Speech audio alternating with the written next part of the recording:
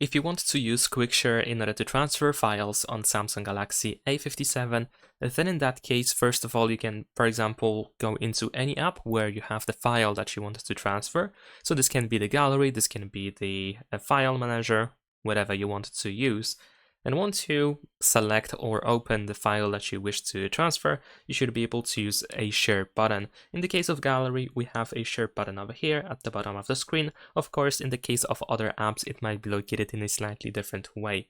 Once you open the sharing option, you should be able to find quick share, so we can go over here, and then here we can try to find other nearby devices. So of course you should be able to select that device and you can transfer to that other device.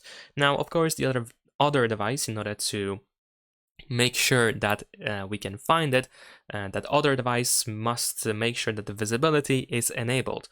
And usually we have to go to like quick share settings, and you can find who can share with you.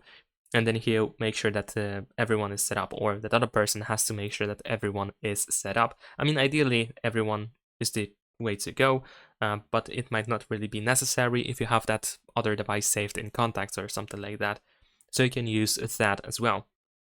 And on the other hand, we can also use the receive menu. As long as someone stays in this receive menu, the visibility is set to everyone temporarily. So they should be able to receive your file, and you should be able to find them over here on this list. If that still doesn't work, you can of course generate a QR code which can be scanned. So on that other device, someone else can scan this QR code in order to get the files, or they can use the link. Well, the QR code is the link, so essentially they will open a browser with the QuickShare website, and then the file can be easily downloaded from the website. And that is pretty much it. Leave a like and subscribe.